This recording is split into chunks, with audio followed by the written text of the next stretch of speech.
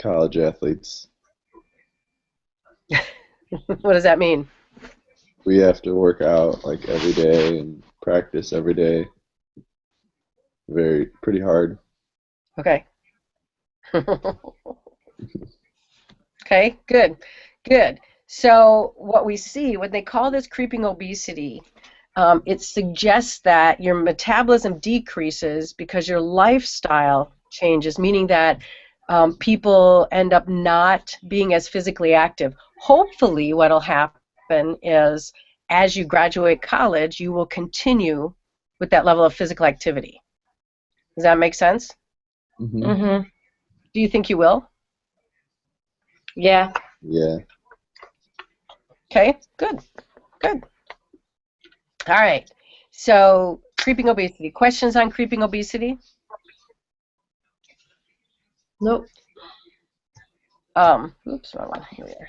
So, when you measure, how do we measure? The book goes into when you understand weight control, you're measuring fat to fat-free mass. One of the things that has happened, and this is where I have a personal struggle, is how do we measure fat levels? Because looking at ourselves can be misleading. All right, so you could be overweight or underweight, and yet your body could look totally opposite. So one of the most accurate ways to measure yourself is using hydrostatic weighing, which is like the Archimedes principle, where it's that water displacement. Um, and so, do you know Archimedes principle? Where it's I've heard of it. they put the gold in water, and the gold actually displaced the water. So, and it makes, you know how when you put something in water, it makes the water rise? Yeah. It, it helps when you guys nod because I could see you then. Yeah. um, Yeah. Except Kayla, your face is frozen for some reason. Don't know why. Anyway, I hope it's frozen on a good face. it's not a yawn.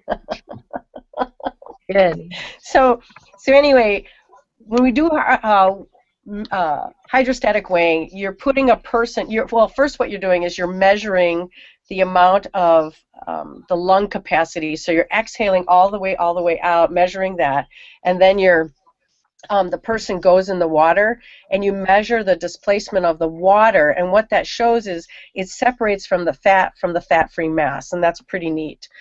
That's the most accurate measure. It's also one of the most cost-expensive measures. So most places don't have something like that. Skin fold measurements is another way to do it. That's the pinch test. I think you guys have had the pinch test, right? Yeah.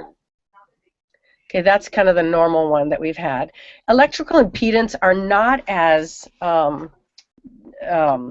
accurate. So, but those are the ones where you might, and we'll actually use those next week. But those are the ones that you'll hold on to it, and then it'll measure using the electrical current and the water current through your body.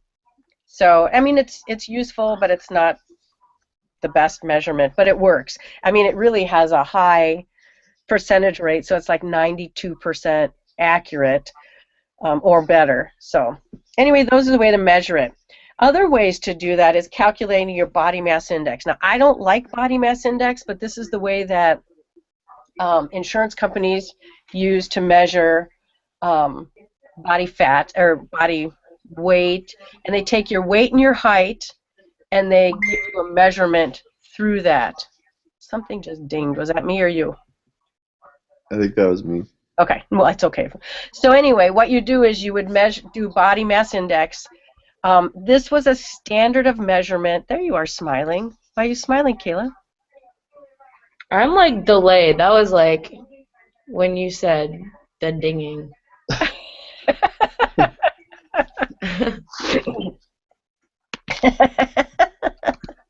All right, so anyway, so body mass index is used through insurance companies to measure a standard for the average American in the United States.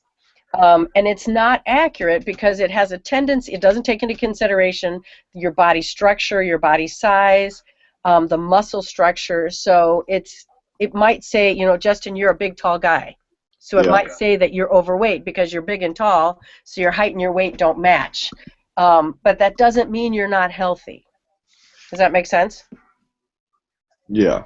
It's just a measurement, so. So All it's right, the not next, accurate. what? It's not accurate all the time. No, it's not. So if you were to do this right now, do your weight in pounds and divide it by height in inches squared. Do that right now, both of you. Can you do Okay. that?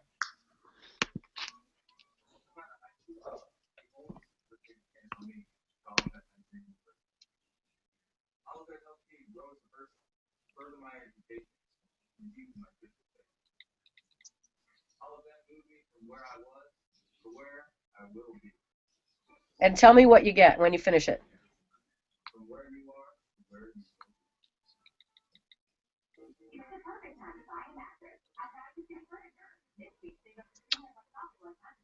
$5,131.9. Did you multiply by 703? Yeah. It shouldn't be 5,000. That would be really, really bad if it's 5,000. So if you do, let's see, where's my calculator? Weight in pounds divided by height in inches. I got 1,743. Is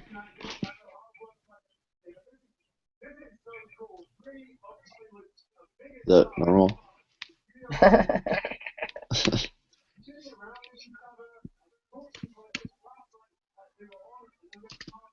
Why is this not coming out?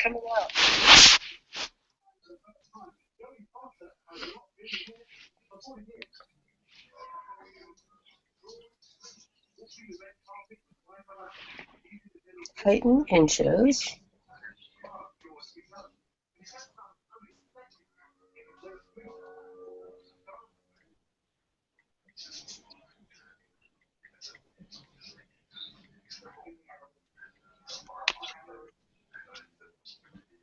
Yeah, it's not coming out correctly. I got 72.6. Well, that that can't be wrong? possible either. 72? What the heck? What's So if the you number go supposed to, to be? what's that? What's like a normal range? I'll show you that in a second. So if you go to, on your, if you go to BMI calculator,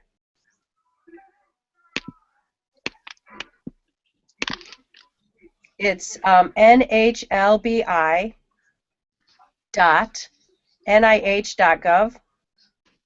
Okay. Did you go there? Yeah. And you can compute your BMI there. Okay. Try that.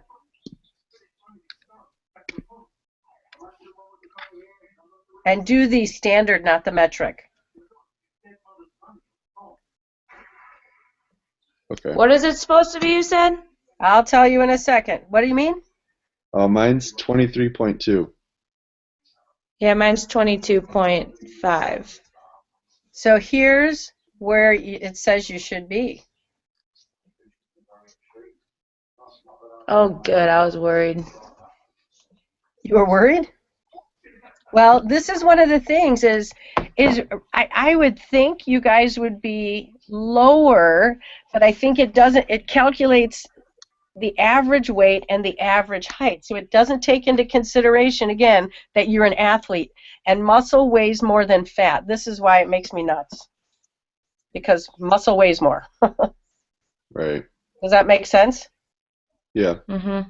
So it has, I mean, it's not totally bad, but it's not, I think it's not you guys, but it's the insurance companies that make people feel kind of bad about their weight, and their body structure. So that's how you would, and I don't know why this calculation doesn't work, why we can't do it. So it makes me crazy. So waist to hip ratio is another way to measure. So you would measure your waist divided by into your hip, and what you would get is if you give under 0.8 for women and over, over 0.8 and over 1 for. Ooh, hey, okay, love you, baby. Come home soon. Have a good day. Sorry.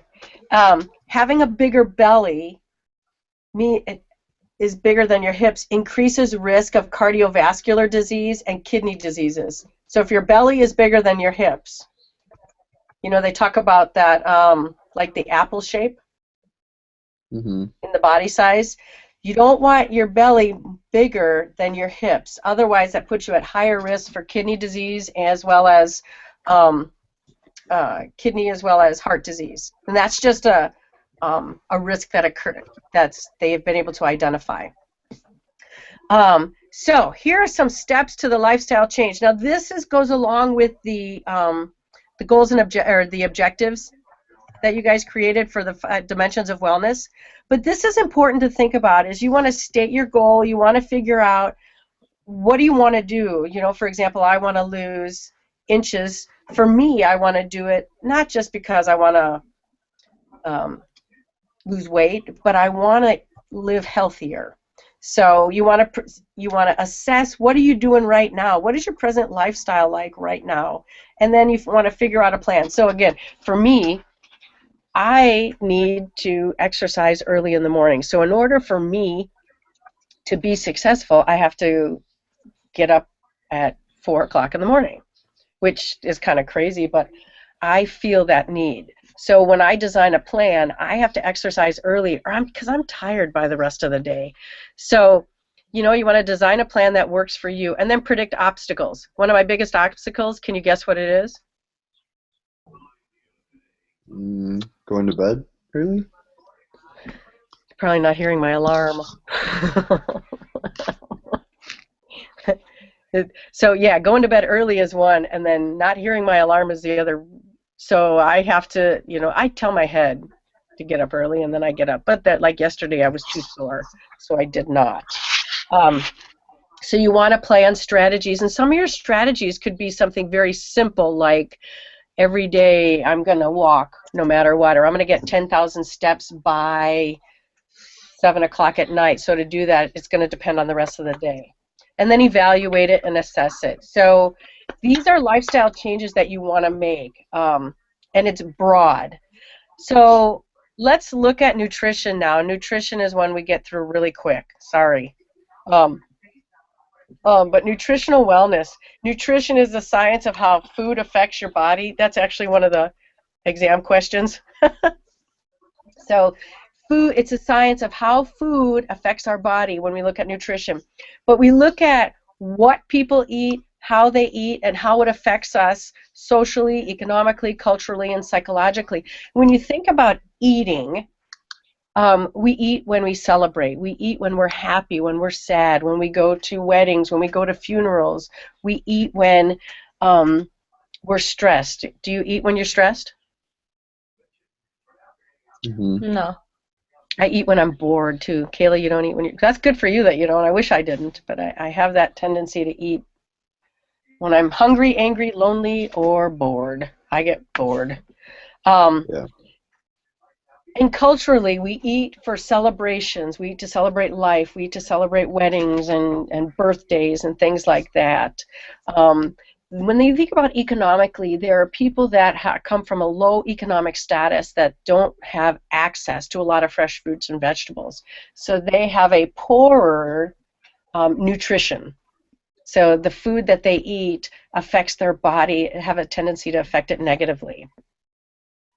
So there are 6 major nutrients: water, proteins, carbs, fats, vitamins, and minerals. These are all the common ones. Water dissolves and carries these nutrients through our body. It also removes waste and regulates body temperature. So if you don't drink enough water, you will have a higher risk of being constipated, which causes a lot of pain. Protein is important. It builds tissues, antibodies, enzymes, hormones, and other components.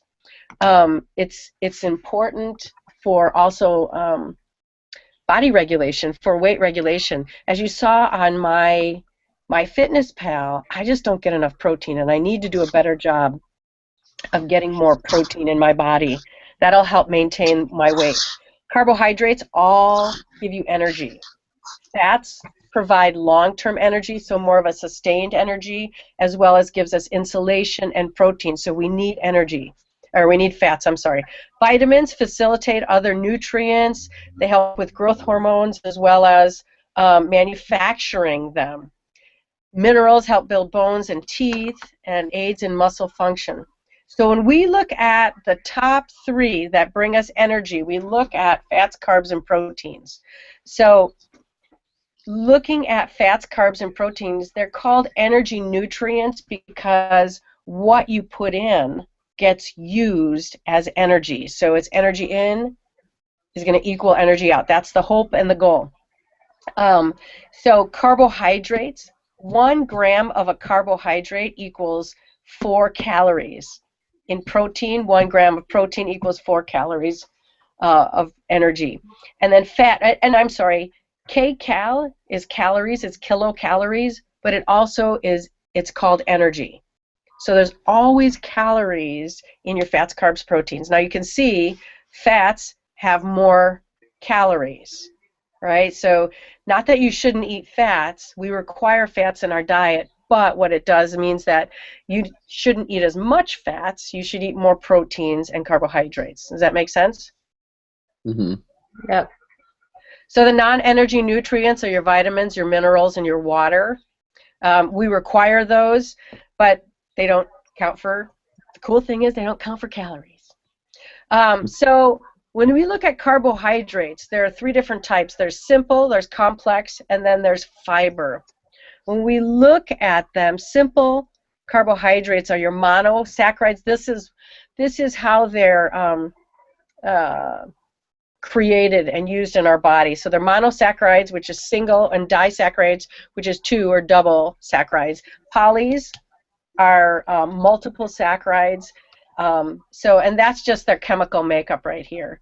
Now, when we look at monosaccharides, those are your processed sugars, your fruits, your dairy. Not to say that you don't need them, but you don't need as many of the simple sources as you do of the complex. Where's my thing? So we look at complex right here. Breads, fruits, vegetables, nuts, legumes. These we eat pretty much, right? You eat these? Mm-hmm. You're eating your veggies? Mm-hmm. Good. Mm-hmm. And then fiber, it helps to cleanse our colon, helps to process the foods through our body best. So you get those in vegetables, fruits, bran, nuts, oats, legumes. I bought some legumes, so I'm going to try to figure out how to cook them. I've never cooked a legume, but legumes, you'll see legumes and some vegetables, nuts, also have protein in them. So you can kind of double dip in your foods, which is actually really nice. So the USDA recommends you get 45 to 65% of your total calories should be from carbohydrates.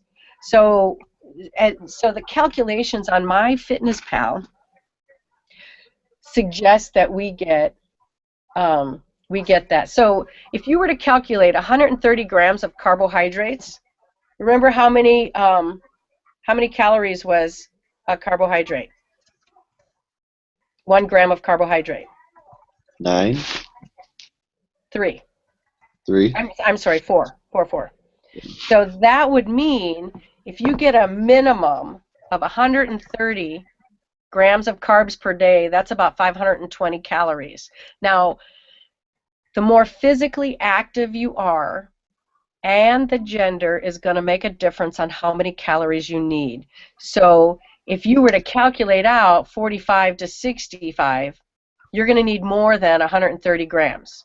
Okay, I would bank on that. You would need more than that because that's the minimum is 520. So you really need more. Does that make sense? Yeah. Mm-hmm. Proteins are made up of 20 amino acids. Now, you don't have to memorize the proteins, but you need to realize that we require protein in our diet. And we typically consume the recommended levels, but if we're not doing any physical activity, I think we consume the recommended amount. But we don't all, if you're, again, the more physically active you are, the higher you're still going to need that 30% of your diet should be protein. Does that make sense? Mm-hmm. So if 45 to 65% of your daily intake should be on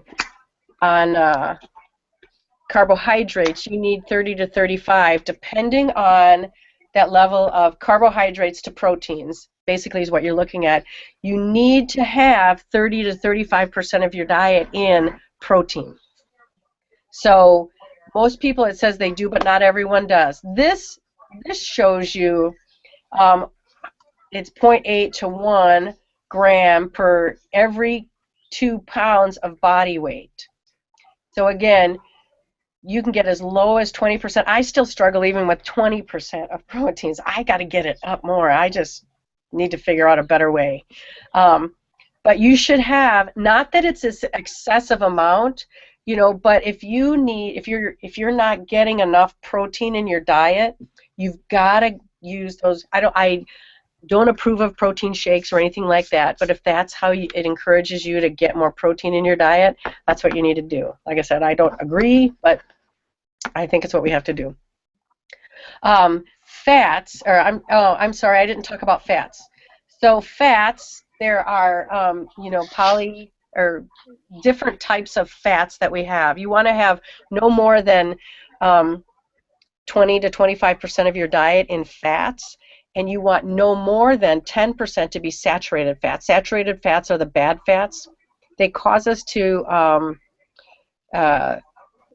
make the low-density lipoproteins, which are the bad fats. They increase that, and they increase that the fat that goes around, that might stick around your arteries in your heart. So you want to be cautious. That's fats. You want to have more unsaturated fats, monounsaturated or polyunsaturated, which are more of your not vegetable, I'm sorry, what's it called? Sorry, I just lost it. More of your fats that are from vegetables, so like olive oils, canola oil, things like that. So if you're cooking for yourself, do you cook for yourself, Justin? Yeah. What kind of oils do you use? Vegetable oil. Like if I'm cooking like if I'm frying something over the stove, I put vegetable oil in there. Okay. Okay. You might want to look at like olive oil or canola oil, or some of the oil, like olive oil can be more expensive, but you don't use as much of it. It might be olive oil. Let me look. Okay. Take us with you. Show us your kitchen. This is my kitchen.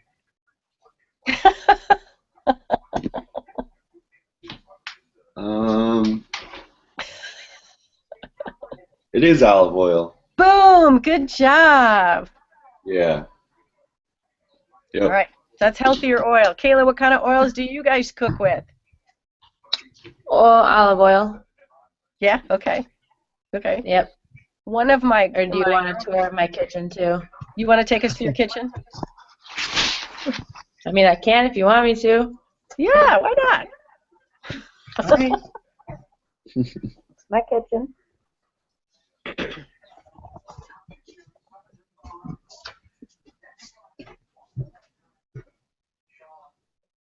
Yep. We use a light tasting olive oil. Oh, light tasting. Oh. I don't know what that means, but that's what we use. Okay. We use EVOO, which is extra virgin olive oil. EVOO. It's Rachel Ray says you got to use the Evo, and a lot of studies show that that is really good. One of my girlfriends, I'm doing the Daniel Plan as a Bible study with some friends of mine, and she told me that if you use avocado oil with lime juice and a little salt and pepper for my salad dressing. It's like the leanest dressing, but it has fat in it, which you need. And avocado oil is a little more expensive, but it's really rich tasting. So I use maybe a quarter or half a teaspoon. I use a real little bit. just to kind of give it a little flavor or a little oil for my salads, but really, really good for us. So good job. See, we would never be able to do this if we were in class, would we? Nope. No. I'll take you up to mine, but not right now.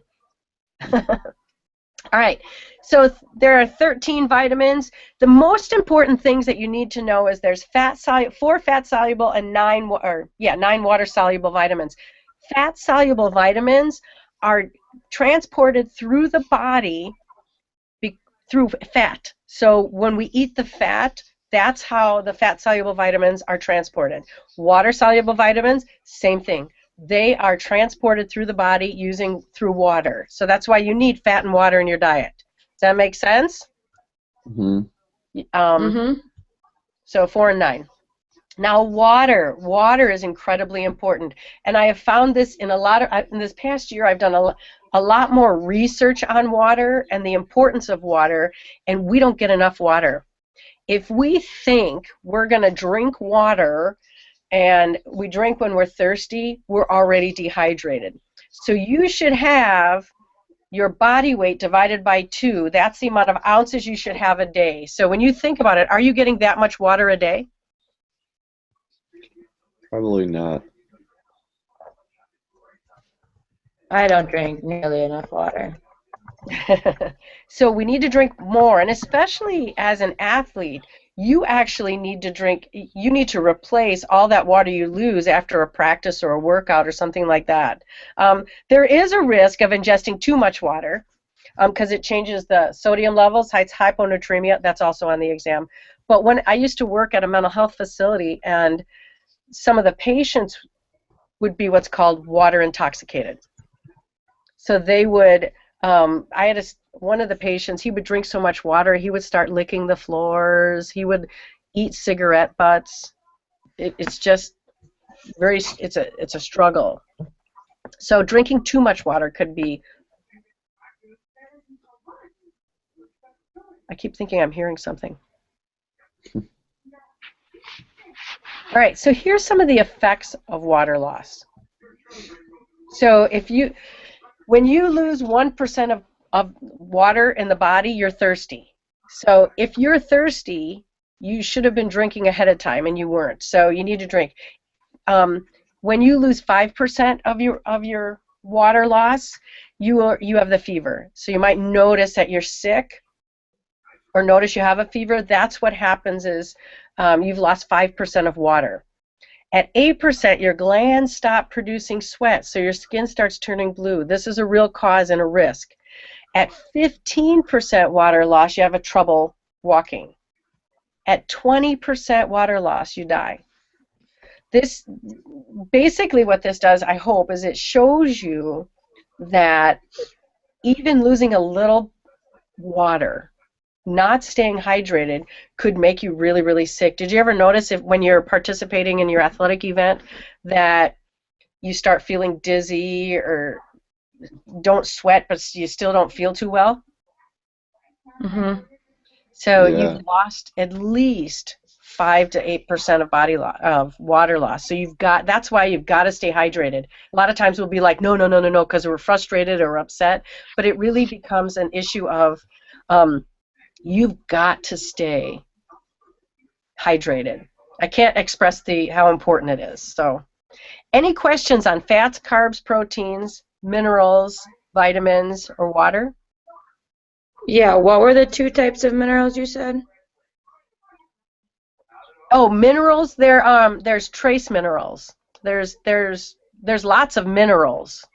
Actually, there are lots of minerals, but there are minerals that we typically have, which are complex minerals, and those are typically going to be like your biotin. A lot of minerals your body produces, so you don't need to have, or you can get it through your foods no matter what. Iron is a mineral, folate, calcium, fluoride. You know, when we made the water more pure, we took fluoride out. That's why we have so many cavities, right? Yep. So does that make sense? And then there's trace minerals, which are minute amounts, but they still are produced in our body, or we get through foods. There are some that we don't get. So like I don't take iron pills, but I'll take calcium because I have asthma. And one of the things that it says is the asthma medicine has a higher risk of reducing or depleting the calcium in the bones. So I make sure to take a calcium pill. Other questions? Way to drink the water, Kayla. I'm trying. So food labeling, this is really important. There's just a couple more slides that I found are really exceptionally important that I want to talk about. So when you're looking at food labels, you're trying to be a good steward and deciding what to eat. You want to ask these 4 questions. How many servings are in it? How many calories am I actually eating? And are the calories low, medium, or high? So when we'll look at a food label in a second. What nutrients should I limit and which should I be sure to obtain? And what is relevant about the food label footnote? How can I tell if a percent daily value is high or low? So I'm going to move it over to the next one, and we're going to look at this. So this is the new food labels, okay? So it tells you boldly how many servings, right here, 8 servings per container. Each serving size is 2/3 of a cup. Bold, how many calories? This is important because you want to be able to, and here's when it talks about accuracy, okay? If you calculate, what I want you to do is I want you to calculate fat, carbs, proteins, okay? Here, total carbs is 12%, okay? So it's 37 grams. How many calories is 37 grams of carbs? It's times 3? No, 4. 4. 4. For some reason you have 3 in your head. You need to know it's 4. Yeah, I don't know why. 37 times 4. 148. Okay, so we've got proteins is 3, right? So what's 3 times 4? 12. 12. Good. I know we knew that one. And total fats, it says 8 grams, right?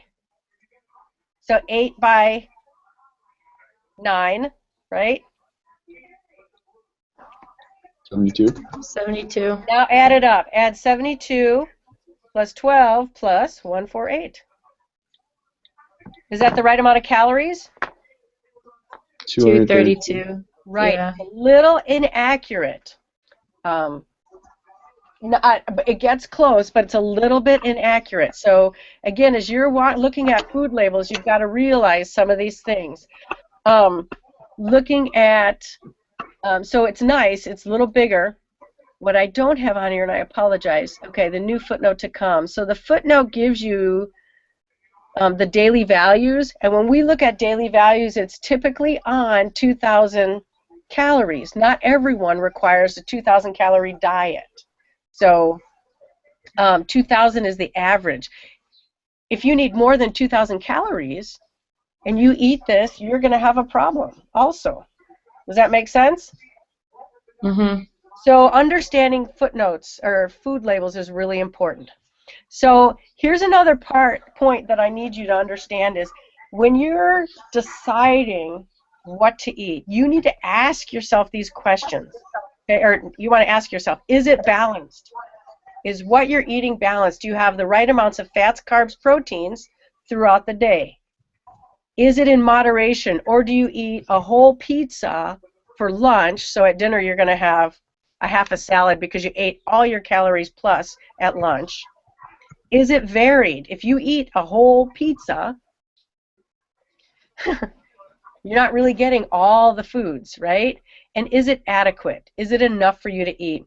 One of my favorite books is called Blue Zones, and I use it. It's a book to understand successful aging, and it talks about 5 blue zones in the world that they have a majority, the most centenarians, people that live to be 100. One place is Okinawa, Japan, and in Okinawa, Japan, they have a tradition that they say Hari Hachi Bu, before every meal. And that is, it helps you to remember to eat 80% of your plate. You don't eat the whole 100% of your plate. You eat till you feel sustained. You don't eat till you're full, but it helps you to maintain that. Exodus 16 says, some gathered much, some little. And when they measured it by the omer, he who gathered much did not have too much, and he who gathered little did not have too little. Each one gathered as much as he needed. And to me, that's really valuable as I think about what we eat. Is it balanced? Is it moderate? Is it varied? And is it adequate? Is what I'm eating going to be not going to be enough? Is it going to be adequate? So I think that's where we need to really pray and ask God to just guide us in our nutrition. So the USDA came up with this Choose My Plate. It used to be the food guide pyramid, but now it's Choose My Plate. And what it does is it actually shows you how much fruits, vegetables, grains, and proteins we should have in dairy. Look at half your plate should be fruits and vegetables. And one thing to notice is that your vegetables are actually larger than your fruits. When we think about fruits, there's a lot of sugars in fruits. It's all natural sugars, healthy sugars, so it's sugars we should have. But you should have more of your plate in that vegetables. And then you should have grains, which are, you know, your rices, your oats, things like that. And then your protein is actually smaller amount.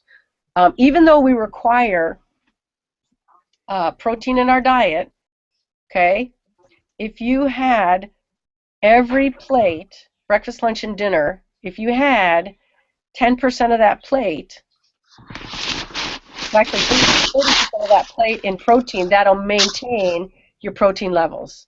And dairy is just important now. Dairy could be in the form of your vegetable. It could be in the form of cheeses. So it's not saying don't eat the food. It's saying moderate.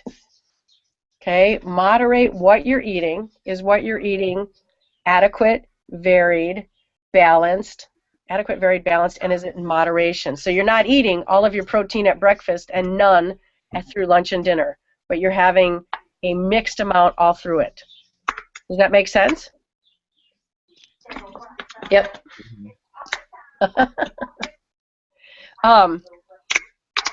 So that is the end of this slide. So what thoughts do you have?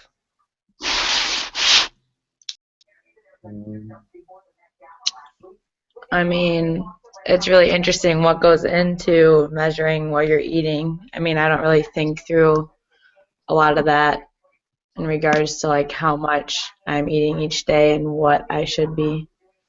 So it's kind of interesting. So as you start looking at the food, oh, I'm sorry, go ahead, Kayla. No, I'm good. One of the things to think about is, as you're doing your 5-day food intake, is to think about those 4 concepts. You know, is it varied? Is it moderate? Am I having it in moderation? Is it adequate? And is it balanced? You know, I like these little caramel bullseyes, so it's caramel and then has a little white sugar in the middle. Do you know what I'm talking about? It's a candy. Mm-mm. I can eat the whole box of it, but which is really bad. So like if I'm tired of driving home, I might pick up the little box, but yet one serving is only 3 of these little pieces, but I can sit and eat it, munch on it the whole way home. So it's really considering, again, those 4 concepts is whatever it is you're eating, is it varied, is it balanced, is it moderate, and is it adequate? Actually, it's not adequate, I know. But if I can have it in moderation, it should be better. So what questions or thoughts do you have for the weekend? So the test is it like timed, or how does that work? I think I don't remember. It might be timed 50 minutes. Might Okay. be. Do you need it That's longer? fine. Yeah, No, I was just wondering. yeah, it's multiple choice, true, false. Cool. Um, it might be matching. I think I have some matching on there. Okay. Okay. And your 5-day food intake, don't forget. That's next Friday. Next Friday. Yep. Yep. Okay. Now, are you guys okay to meet next Friday in Sure. class? In class, Yeah. um, I might have to work next Friday. I'm not 100% sure yet. If we change it to the following Monday, is that better? Sure. I could do whenever. Yeah, that would work. Okay. So then I'm only Well, asking. yeah, that would work. Go ahead. It would only be for, we could do 8:30 to 9:30. Do you have Wait, I leave for my camping trip that day. at noon, right? I think we leave at 9. How could you leave at 9? I don't know. I think that's what it said. Because we have to do the labs. That's what I'm talking about. So we have to do the We can labs. do Friday. We can do Friday. I'll just be a little late to my. Okay. It's fine. Not a big deal. We could meet at 8 o'clock if it helps for you guys. No, I don't think it'll be a problem. Okay. Course isn't busy on Fridays until later. It might finally So. be nice. I know, right? Who knows, man? So, okay. So next week, what it'll be is, I'm sorry. Do I have it? Oh, I don't have it here. Oops. I didn't put my,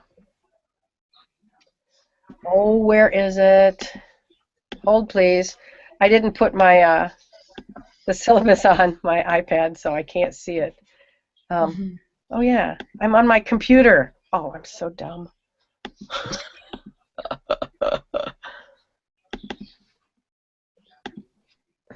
Because we'll have chapters 5, 6, and 7. So Monday, Tuesday, Thursday is chapters 5. And does this seem to work okay for you? I know I keep asking you probably 1,000 times, and I apologize, but does this Yeah. work like this? Yeah. I don't mind it. Yep. Okay. All right. So, yep. So Monday we'll do chapter 5, which is cardiorespiratory endurance. Tuesday we'll do muscular strength and endurance. Thursday we'll do flexibility, and then Friday we'll meet at Judson and then do the fitness labs. And then you'll have exam 5 through 7 that following week, or the following weekend. And then the next week we'll have emotional health and wellness, chapter 9, chapter 10, and chapters 11 and 12. And then you'll have assignments due. So we'll meet Monday, Tuesday, Thursday the following week. And then that Friday, you could just do your homework and the exam, and we don't have to meet on Friday. Okay. Okay. Cool. That works. All right. Awesome.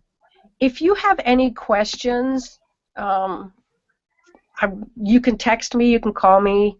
Justin, do you want my phone number so you can call or text if you need? Yeah. 1 second. Okay.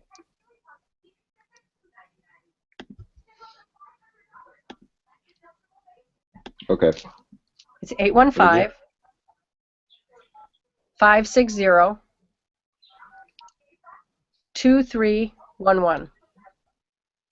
Okay, cool. Thank you. Yeah, so if you have issues at all, just let me know. Sounds good. All right, I'll call you around like 1 in the morning. Is that okay? Sure, but You'll be up, right? yeah, I'll be up. In my dreams, I'll be up. Don't jinx me because I don't want to be up. Okay, I won't. All right, you guys, have a blessed day, okay?